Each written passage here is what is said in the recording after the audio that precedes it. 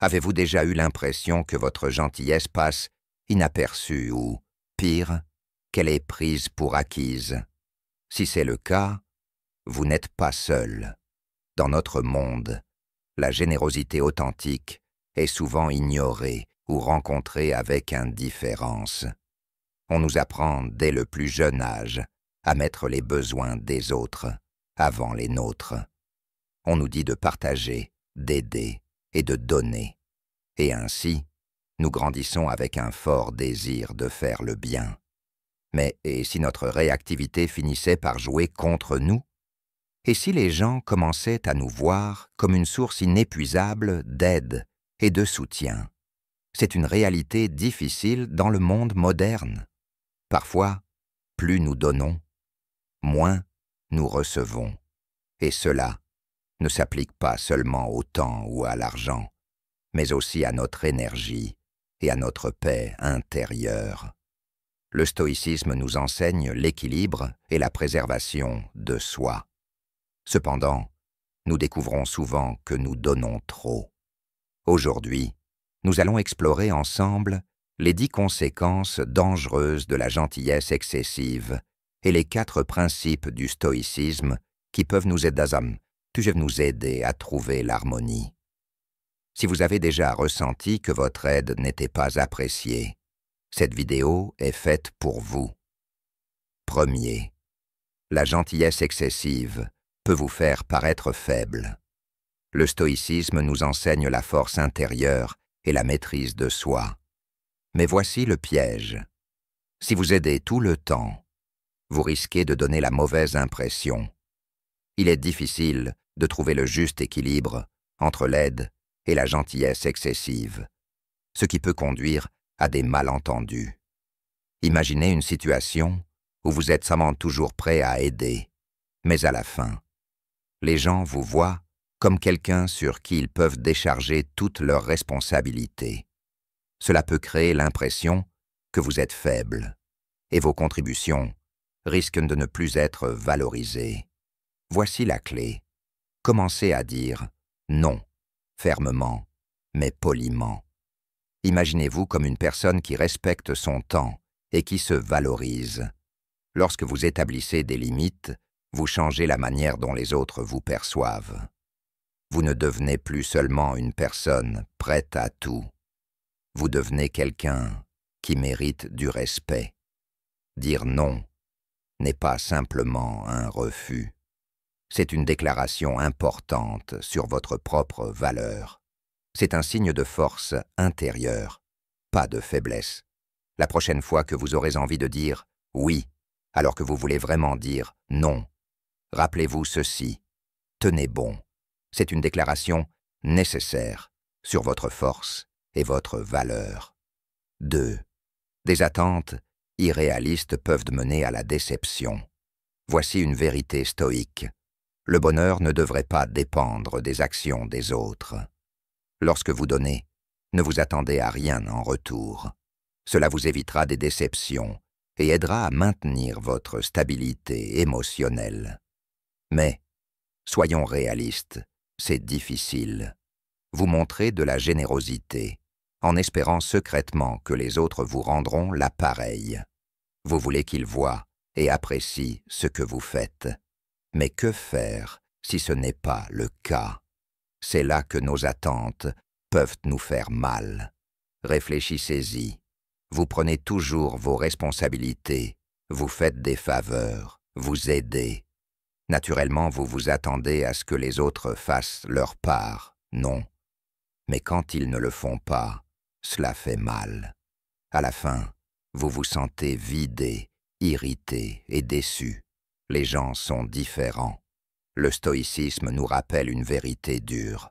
Nous ne pouvons pas contrôler les actions des autres. En vivant sans attente, vous retrouverez la paix intérieure. Essayez de lâcher prise sur ces attentes. Ne vous attendez ni à des remerciements, ni à des faveurs en retour. La véritable valeur réside dans l'acte d'aider lui-même, et non dans ce que vous obtenez en retour. Cette mentalité vous permettra de rester calme, peu importe ce qui se passe autour de vous. Maintenant, je vous invite à réfléchir à cette question. Quand avez-vous la dernière fois dit non à quelque chose ou à quelqu'un? Et comment cela a-t-il changé votre perception de vous-même? Ou bien, quelles sont les attentes que vous avez tendance à nourrir envers les autres? Et comment ces attentes affectent-elles votre bien-être? Prenez un moment pour y penser et laissez-moi vos réflexions en commentaire. N'oubliez pas, la gentillesse n'est pas une faiblesse, mais un acte puissant lorsqu'elle est équilibrée. Troisième, donnez trop pâtir les mauvaises personnes. Voici une perspective stoïque. Les vibrations que vous émettez attirent des personnes similaires. Lorsque vous êtes positif et équilibré, vous attirez des gens généreux et authentiques. Mais si vous donnez constamment sans arrêt jusqu'à l'épuisement, vous risquez d'attirer des personnes qui cherchent à prendre tout ce qu'elles peuvent. Imaginez que vous êtes quelqu'un qui ne dit jamais non. Vous êtes toujours là, toujours prêt à aider. Cela semble génial, non? Mais bientôt, vous remarquez que les gens autour de vous ne veulent pas donner, ils veulent juste prendre. Pire encore, vous pourriez même attirer ceux qui profitent de votre générosité. Il est essentiel de reconnaître quand vous en faites trop. En le faisant, vous préservez votre énergie et attirez les bonnes personnes, celles qui apprécient ce que vous offrez et sont prêtes à vous rendre l'appareil. Considérez cela comme une rue à double sens. Vous voulez être entouré de personnes qui vous respectent et respectent ce que vous apportez, mais ne laissez pas cela vous vider. Ainsi, vous construisez des relations basées sur le respect mutuel et une véritable connexion, et non sur un don à sens unique. C'est la voie du stoïcisme, équilibrée, respectueuse et authentique. Quatrième, se perdre dans les besoins des autres. La sagesse stoïque nous enseigne que lorsque nous sommes constamment absorbés par les problèmes des autres, nous évitons peut-être de faire face à nos propres luttes intérieures. En servant sans cesse les autres, vous perdez contact avec vous-même. Votre propre voix se perd dans le bruit des exigences extérieures. Et lorsque vous trouvez enfin un moment de calme, toutes les peurs et douleurs que vous fuyiez reviennent. Prendre soin de vos propres besoins signifie préserver votre essence, établir des limites et suivre votre propre chemin. Ce n'est pas seulement bon pour vous, c'est essentiel pour mener une vie authentique. Alors, la prochaine fois que vous ressentirez l'envie de vous noyer dans les problèmes des autres, arrêtez-vous un instant. Faites face à ces sentiments lourds. Restez fidèle à ce que vous ressentez et à ce que vous désirez vraiment. Vous verrez qu'en respectant vos propres limites, vous serez en bien meilleure position pour aider les autres de manière saine et équilibrée. Cinquième, le piège du don constant. La philosophie stoïque valorise la modération, en particulier lorsqu'il s'agit de donner. C'est un peu comme diriger un bateau dans une mer de demandes infinies. Lorsque vous donnez trop et trop longtemps, cela peut sembler agréable au début, mais c'est une pente glissante. Le fait est que les gens gravitent naturellement vers ce qui est facile. Si vous prenez toujours la responsabilité et résolvez les problèmes, vous permettez essentiellement aux autres de rester dans leur zone de confort. Ils ne ressentent pas le besoin de se prendre en charge. Ce fardeau retombe non seulement sur eux, mais aussi sur vous. En fin de compte, vous prenez sur vous un poids qui ne vous revient pas, épuisant votre énergie et votre état émotionnel. Le stoïcisme nous enseigne à trouver l'équilibre. Donner, mais pas au point de se perdre dans le processus. Lorsque vous commencez à poser des limites et à ralentir un peu, un phénomène intéressant se produit. les gens commencent à prendre plus de responsabilités pour leurs propres problèmes. Cela profite à la fois à eux et à vous. Une citation puissante de Sénèque résume parfaitement cette idée. La véritable générosité est de donner ce qui est nécessaire et non pas simplement ce qui est demandé. Cette citation nous rappelle que parfois, le plus grand cadeau que nous puissions offrir n'est pas de satisfaire chaque demande, mais d'offrir aux autres l'opportunité de répondre à leurs propres besoins. C'est dans cet équilibre que réside l'essence de la véritable générosité. Une générosité qui enrichit tout le monde impliqué sans l'épuiser. 6e, la gentillesse excessive peut susciter des soupçons. Le stoïcisme nous enseigne à vivre selon nos valeurs, indépendamment de l'opinion des autres, dans le but de bâtir une réputation sincère et durable. Cependant, dans un monde où la véritable gentillesse est rare, la gentillesse excessive peut, ironiquement, susciter des soupçons. Les gens peuvent commencer à se poser des questions sur vos motivations. Ils se demandent peut-être pourquoi cette personne est-elle si généreuse? Quel est son intérêt? Ce n'est pas nécessairement qu'il soit cynique. Souvent, c'est une réaction réaliste. Les gens sont habitués à voir la gentillesse associée à un agenda caché. Donc, quand quelqu'un apparaît et semble vouloir donner et aider, cela peut paraître suspect. Dans de nombreux cas, ils ont rencontré des personnes qui semblaient gentilles, mais qui avaient des objectifs égoïstes cachés. Cette expérience les amène à aborder les véritables actes de gentillesse avec prudence et même scepticisme. Cela ne signifie pas que vous devez limiter votre générosité. Il s'agit de trouver l'équilibre. Soyez bienveillant, mais transparent. Laissez vos actions témoigner de votre honnêteté. Rappelez-vous, il ne s'agit pas de chercher l'approbation. Il s'agit d'être fidèle à vos valeurs. Au fil du temps, une gentillesse cohérente et équilibrée peut briser les murs de suspicion et révéler la sincérité de vos intentions. C'est ce que le stoïcisme préconise. Une vertu qui résiste à l'épreuve du temps et du scepticisme.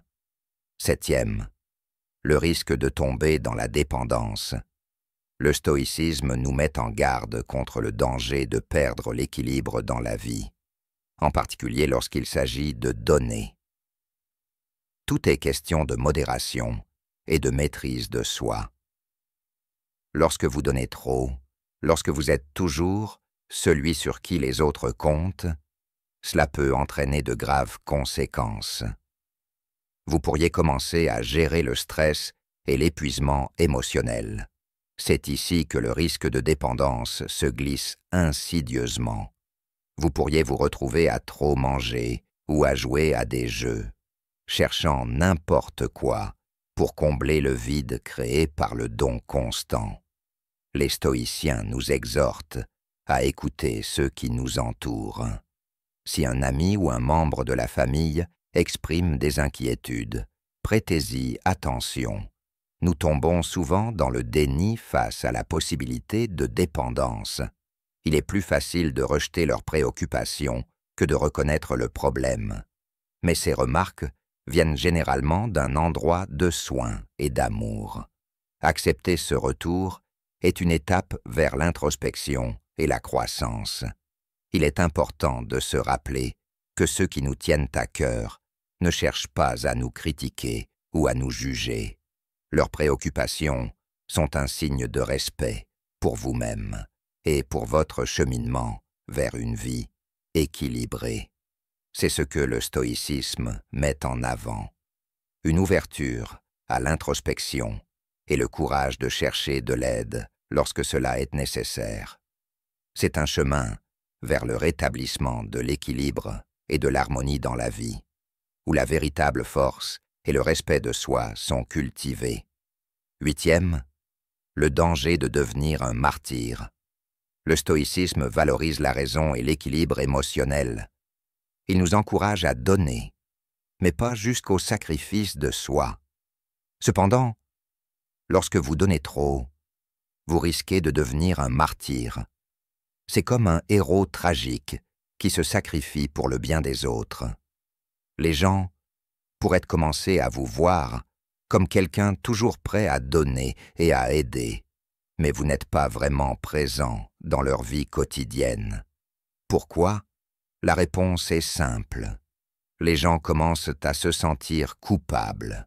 Lorsqu'ils prennent trop, ils le ressentent, même inconsciemment. Alors, pour éviter de se sentir coupables, ils peuvent prendre de la distance.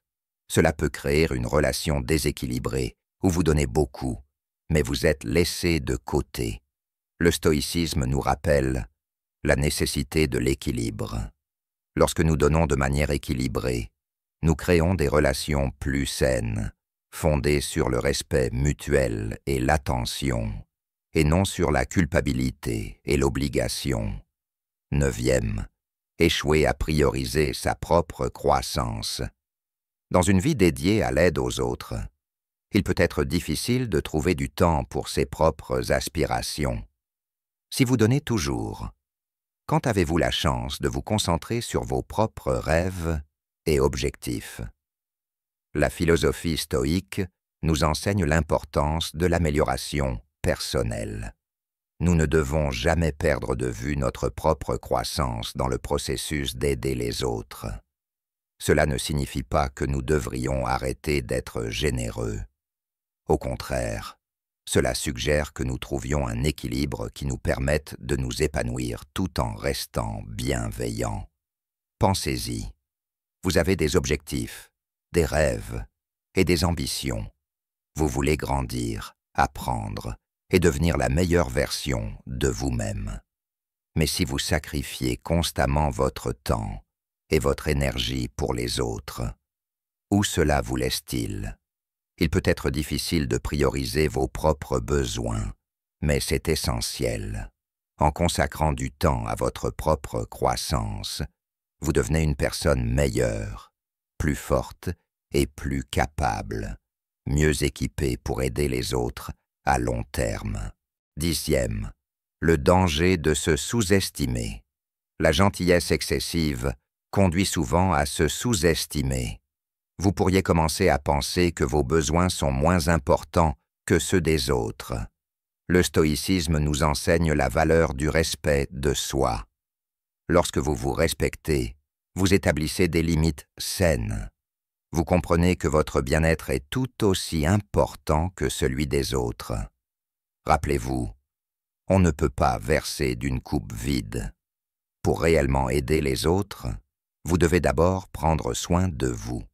Ce n'est pas de l'égoïsme, c'est une étape nécessaire pour être véritablement utile. Les 4 principes du stoïcisme pour trouver l'équilibre. Le premier principe est la dichotomie du contrôle. Ce principe nous enseigne à nous concentrer sur ce que nous pouvons contrôler et à lâcher prise sur ce que nous ne pouvons pas. En appliquant ce principe, nous réduisons le stress et la frustration, ce qui nous mène à une vie plus équilibrée et paisible. Le deuxième principe est la pratique de la conscience de soi. Le stoïcisme nous encourage à comprendre nos pensées et nos émotions.